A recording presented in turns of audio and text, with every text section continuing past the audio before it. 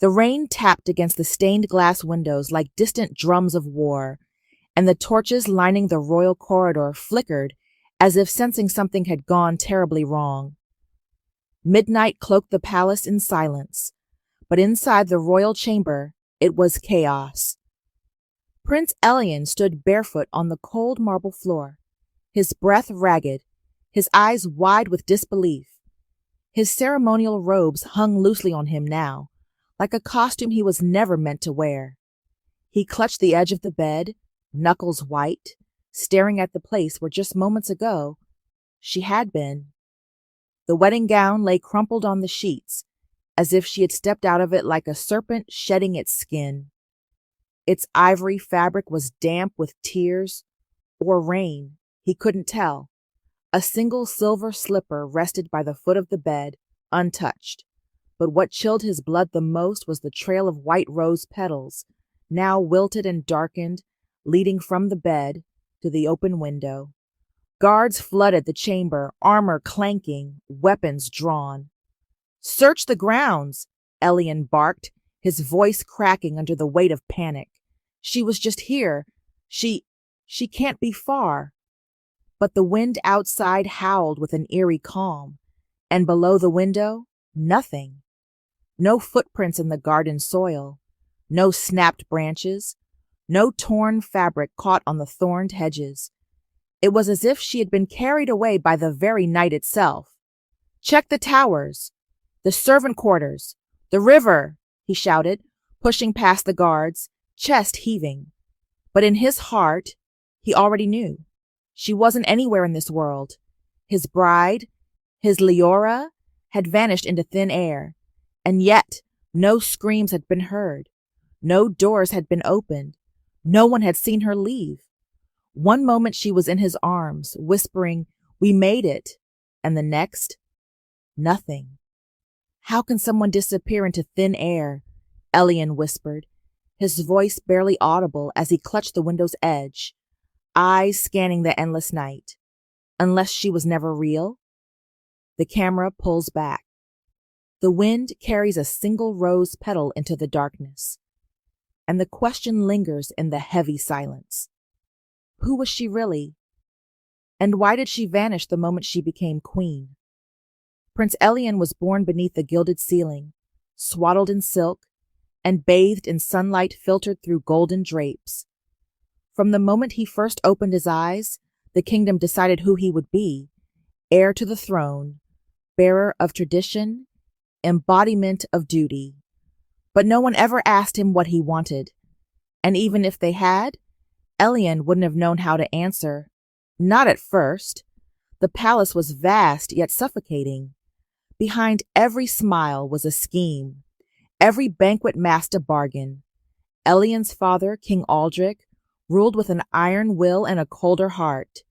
His mother, Queen Seraphine, kept her grief stitched tight behind jeweled gowns and perfect posture. Elian grew up learning that appearances were everything, that vulnerability was weakness, and that love was merely a diplomatic tool. At 19, Elian had already stood beside too many cold coffins, bowed before too many foreign dignitaries, and sat silently through too many meals where no one truly spoke. The crown felt heavier with every passing year. Marriage negotiations were underway. Princesses paraded before him like prized mares. Beauty, grace, lineage, dowry, all measured and weighed. But none of it mattered. Not to him. Because Elian wanted something real. He longed for laughter that wasn't rehearsed, for conversation that didn't revolve around politics or protocol. He wanted to speak and be heard, not for his title, but for his truth. And more than anything, he wanted to know what it felt like to be free, to fall in love without it being a transaction. 30 miles beyond the palace walls, in the humble village of Elowin, another soul dreamed in the opposite direction. Her name was Leora. Leora was not born of nobility, but she carried herself with the quiet dignity of someone who understood life far more deeply than titles ever could. She worked the fields by dawn, hands calloused but steady. By mid-morning, She would gather herbs for the sick, brewing teas that soothed fevers and salves that eased pain. Villagers whispered that she had magic in her hands, not the kind that conjured fire or turned stones to gold, but the kind that healed hearts. She told stories to the children orphaned by war, tales of faraway lands, enchanted forests, and brave souls who changed the world by being kind. She sang to the trees as she wandered through the woods, barefoot and wild, as if she belonged more to the earth than the village. But though her spirit was vibrant, her world was narrow. To the elders, she was too strange. To the men, too bold.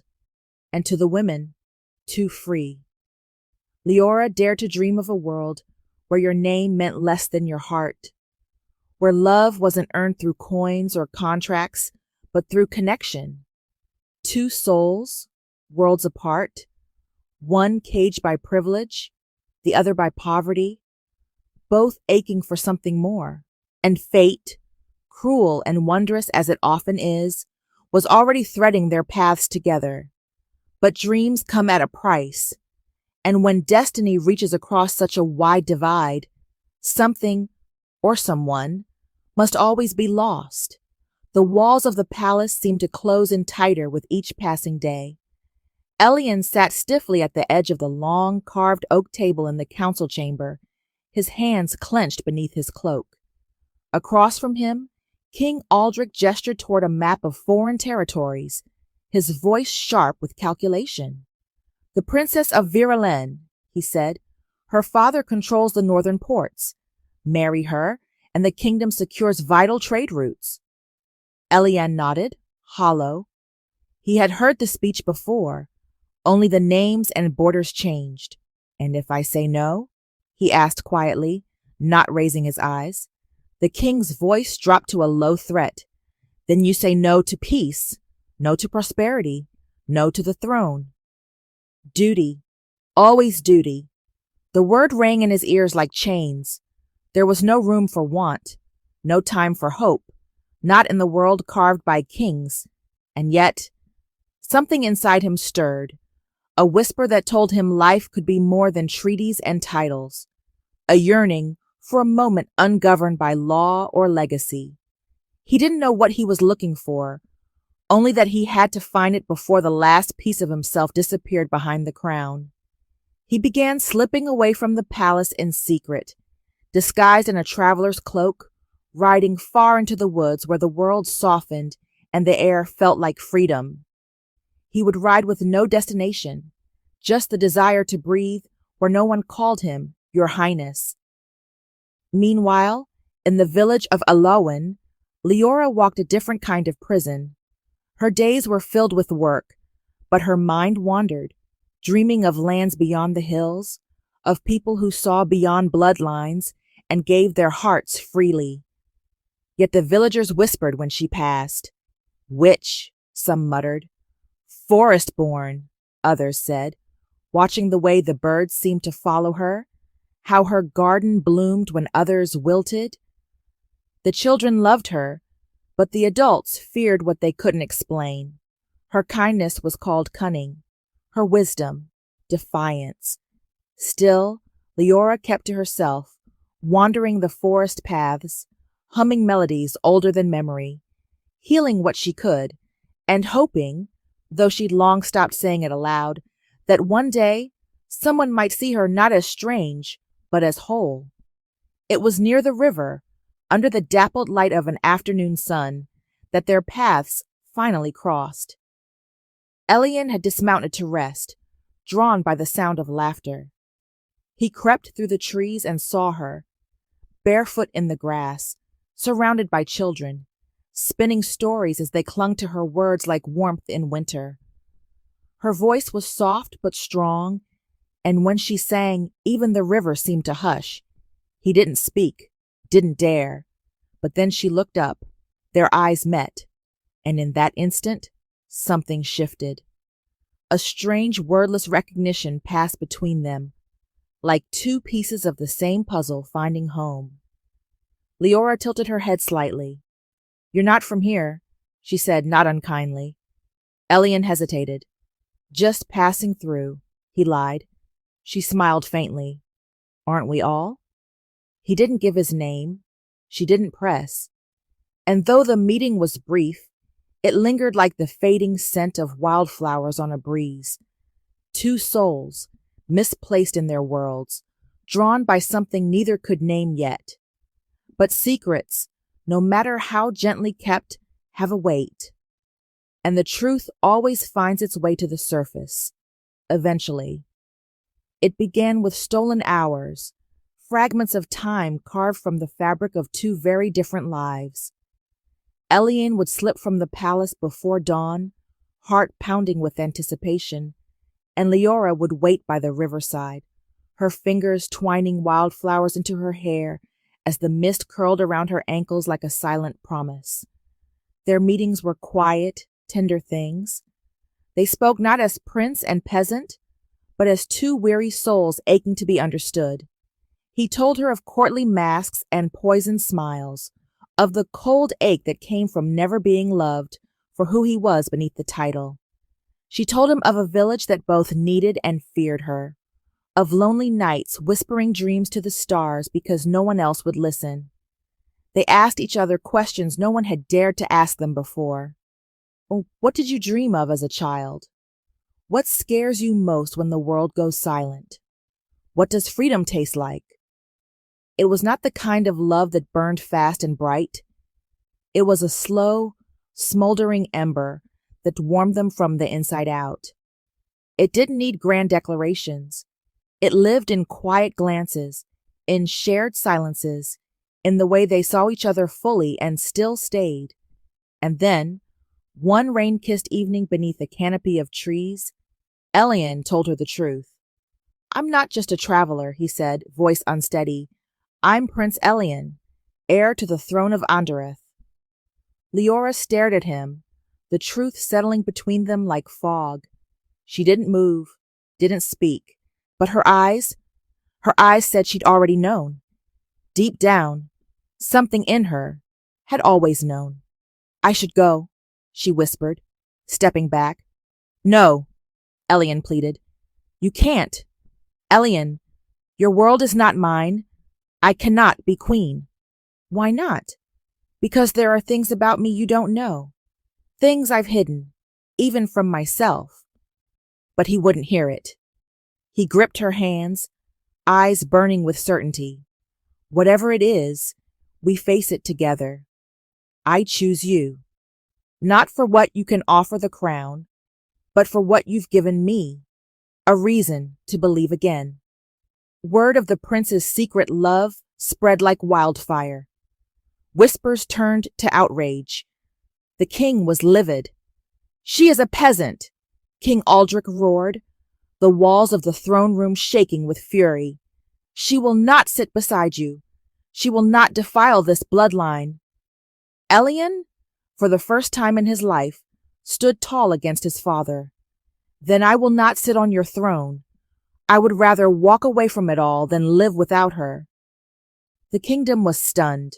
Nobles seethed, priests objected, foreign courts withdrew proposals. But Elian didn't waver.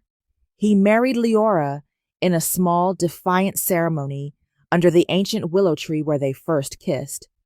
No royal guests, no golden altar. Just a vow spoken from the depths of their souls, and the wind carrying their promise into the trees. The palace gates closed coldly behind them. The people watched in silence. The prince had married a peasant, and the kingdom held its breath. The wedding, though simple in structure, carried the weight of two worlds colliding. The royal gardens, usually trimmed into perfect symmetry, had been left untamed for the occasion, at Leora's request. Wildflowers tangled with ivy, and the altar was no more than an arch of twisted vines woven with forget-me-nots. Elian wore no crown. Only a humble tunic dyed in the colors of the forest. Leora stood barefoot in a gown spun from homespun linen, adorned with nothing but herbs braided into her hair. And yet, as vows passed between them, the air felt strange. The sky, a soft gray canvas moments before, shimmered faintly with hues of violet and silver, colors no twilight had ever known. The birds that once nested near the hedges took flight in erratic, dizzying spirals, some fluttering backward in the air, like time itself had slipped. Roses in the royal garden, fresh that morning, began to brown and curl before the ceremony's end. No one spoke of these things aloud, but murmurs rippled through the crowd, whispers of omens, of curses, of her. Leora's hand tightened in Elian's as the priest completed the binding rites. Her eyes did not meet the crowd, nor his family's, but remained fixed on the horizon, as though watching something or someone approach. And then it was done. They danced under candlelight as the sun fell away. The villagers who dared attend celebrated nervously. Nobles kept their distance, biting into bitterness with every sip of wine. The king remained absent. The queen watched from a balcony, her expression unreadable. That night, while the last embers of celebration flickered in the great hall and drunken laughter echoed faintly down stone corridors, Leora stood alone on the balcony of their royal chamber. The moon was high and full, casting her shadow long and dark across the floor. She whispered, voice barely audible above the wind, "It is done. Now set them free." A gust swept through the chamber. The candles blinked out. Somewhere deep in the palace, glass shattered. Moments later, Elian opened the door with a smile on his lips, 1,000 dreams written behind his eyes. But the chamber was empty. Her wedding dress lay folded gently on the bed. The floor was covered in a path of wilted petals, white roses turned brown, as though time had sped forward just for them. The window was wide open. No note, no scream, no sound, just silence. And Leora was gone. The palace exploded into chaos by morning. The guards swore no one had entered or left. The queen summoned oracles. The king thundered with fury, suspecting treachery or black magic. Some claimed she was kidnapped, though no ransom came. Others whispered she was cursed, a forest witch who'd bewitched the prince and vanished like smoke. And some said she was never truly human at all. But Elian only knew this. She had loved him. He had felt it in every look, every word, every moment they had shared. And now she was gone. He refused to believe it was chance. He began to search. Every village, every forest, every forgotten ruin. He tore down every lie to find the truth. Because love like that doesn't just disappear. Unless, of course, it was never meant to stay. Elian's world narrowed to a single, unrelenting thought. Find Leora. He abandoned his chamber at dawn, spurning the summons of ministers who demanded his counsel on matters of war and diplomacy.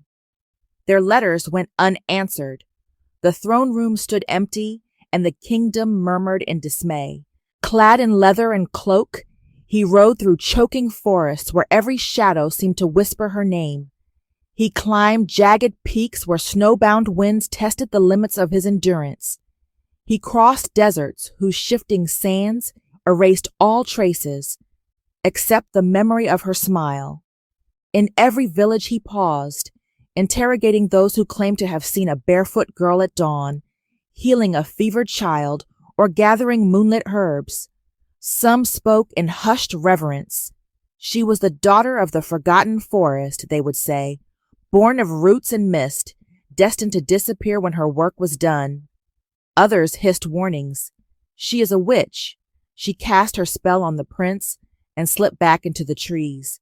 Let her stay lost. Their voices scraped against him like stones. He refused to let superstition obscure her humanity. But each tale chipped away at his certainty, carving doubt into his heart. Back in the palace, beneath the flicker of torchlight, Elian discovered a hidden chamber behind a tapestry in the library. There, on a dust-veiled pedestal, lay a leather-bound tome, its pages brittle with age. He opened it to find words scrawled in an ancient hand. He who weds the cursed maiden shall seal the fate of crown and land. Either he ushers in the dawn or brings the end with his own hand. Elian's chest tightened. His fingers trembled across the inked prophecy. Could Leora truly carry such a burden? Had his love unleashed a force he could neither control nor contain? The walls of the library felt as though they were closing in, suffocating him beneath their centuries of secrets. The courtiers' whispers had grown louder. They said he had lost his mind, that the queen had bewitched him, that her disappearance was no accident but a choice, one fitting a spirit, not a woman. These rumors reached his father's ears, rattling the old king's composure. "Return," the king commanded, "and renounce your claim before this madness consumes us all." But Elian could not turn back. The throne he abandoned felt lighter than the weight in his chest, the fear that perhaps she had never been real. And night after night, he pored over the prophecy, seeking meaning in its verses. His dreams tormented him. Visions of a crowned maiden wreathed in mist, of a kingdom crumbling under black roots, of Leora's face dissolving into leaves. When he awoke, tears stained his cheeks, and he pressed trembling hands to empty sheets that had once been warm with her presence. He fell to his knees in the deserted chapel, voice echoing against stone. "If she is gone, if she was never real, then let this kingdom die with me." His plea faded into silence, leaving only the hollow ache of loss and the question beating in his soul. Was he the victim of a phantom's trick, or the keeper of a love that defied life itself? Clutching the ancient tome to his heart, Elian rose. The world believed him mad, but in his mind, a single truth blazed. He would not rest until either Leora stood by his side, or until every last prophecy lay in ashes. Winter had turned the land to stone. Trees stood like brittle sentinels. Rivers froze in the mid-song. And still, Elian rode, not with fury now, but with a silence that frightened even the wind. He no longer looked in maps or asked for names. His heart led him. One night, as snow began to fall in whispers, Elian found himself before a familiar bend in the river. The sky was thick with clouds, yet moonlight managed to slip through, just enough to glisten on the water's skin. It was here, once, he had found her, surrounded by orphans and laughter and sunlight. It was here the world had cracked open, and now, in the coldest part of the year, as the earth slept, a single flower bloomed at the river's edge. Pale blue, wild, Leora's favorite, the silver bell. Elian dropped to his knees before it. Tears streamed down his face, not of grief, but of understanding. She hadn't abandoned him. She had protected him. She hadn't vanished. She had surrendered. "I see now," he whispered. "You gave me everything, even if it meant losing me." Then the air shifted. Mist began to rise from the water, curling like fingers through the trees. The forest beyond darkened, not with night, but with age. Branches twisted into impossible shapes. Roots creaked beneath frozen soil. And from the silence came a voice, not spoken, but felt in the bones. "You seek what cannot return, but you may follow if your heart dares it." Elian stood, swordless, crownless. Only the truth remained. He stepped into the mist. The forest swallowed him. Time unraveled. Light twisted. The trees whispered of ancient sorrow. He walked deeper until the world behind him no longer breathed. Then he saw it. A clearing, still as a held breath.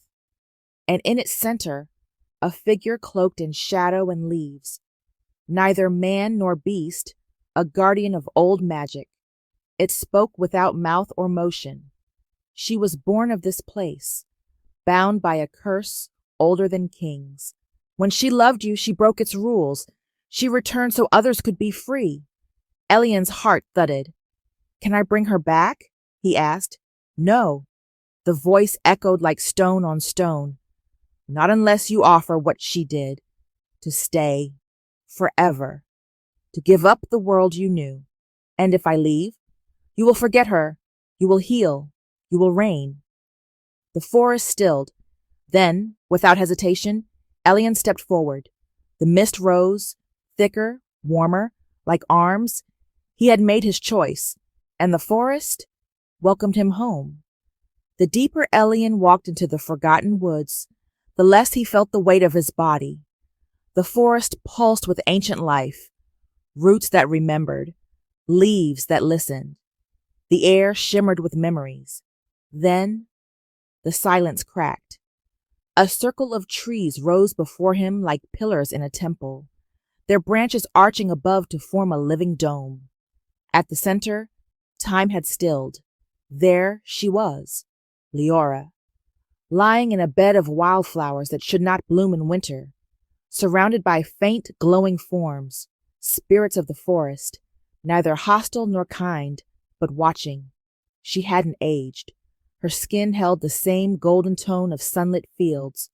Her hair spread out like a dark halo, and though her eyes were closed, her lips parted in a breath, as if caught between one world and the next.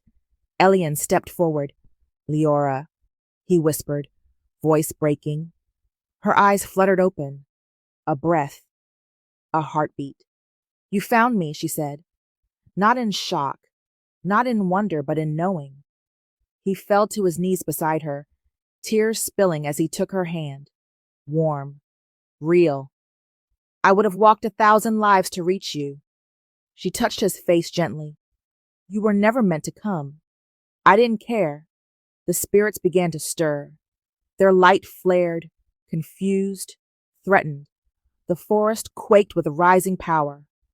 Leora looked up, sorrow shadowing her gaze. The curse. It can't be undone with love alone. It must be paid for, with something real, something eternal. Elian turned toward the spirits, stood and faced them with no sword, no crown. Then take me, he said, voice steady. Not as a prince, not as a man, just as a soul who chose her. The wind screamed, the light grew blinding. Leora cried out, reaching for him. He pulled her into his arms. One last time. Their lips met in a kiss not of passion, but of peace, of surrender. The spirits wailed, unraveling like threads of shadow. Light poured from the ground, the trees, the sky itself. Flowers erupted in bursts of color.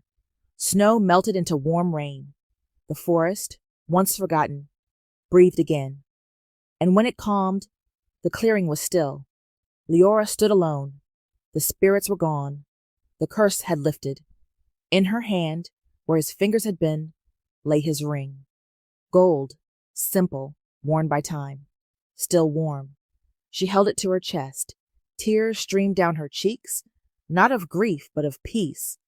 He kept his promise, she whispered, and somewhere in the wind, his voice echoed softly. Always.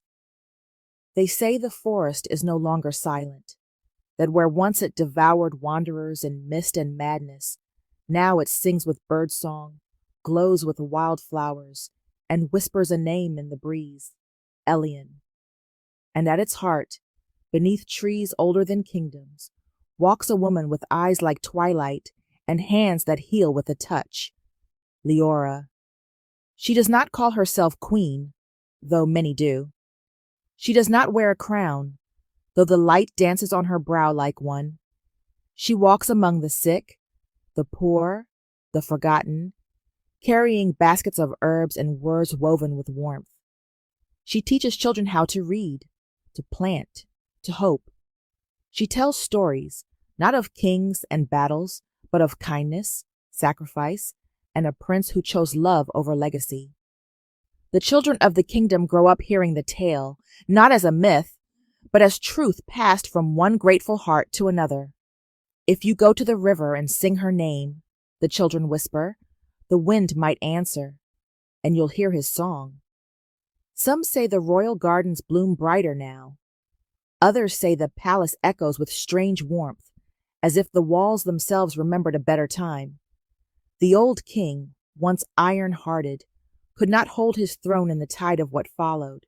Grief wore him down, regret aged him, and when he stepped down, it was not a prince who rose, but a council, guided by Leora's vision, a ruling body shaped not by bloodlines, but by wisdom, compassion, and the needs of the people. Leora never returned to live within the stone walls. Her place was with the trees, the rivers, the people. She carried Elian in her every breath, not as pain, but as presence. She could feel him in the hush of morning fog, in the first bloom of spring, in the laughter of orphans he would have loved. She stood often beneath the stars, gazing upward, not with longing, but gratitude. One night, an apprentice asked her quietly, "Do you think he still watches?" She smiled, soft, sure. He lives in every heart that loves without fear, in every hand that chooses to lift another. That was his dream, and I live it every day. Then she placed her fingers to her lips and let a breath of song drift into the wind. The trees listened, and far, far away it answered back. Tell me, would you give everything, your home, your future, your very name, to be with the one you love? Even if it meant fading into legend, remembered only in whispers? Pause. Do you believe love can truly break any curse? And if you were in Elian's place, what choice would you make? Softly. If this story touched your heart, share it with someone who believes in love that defies fate. Like, comment below with your favorite moment, and subscribe for more tales that reach deep into the soul.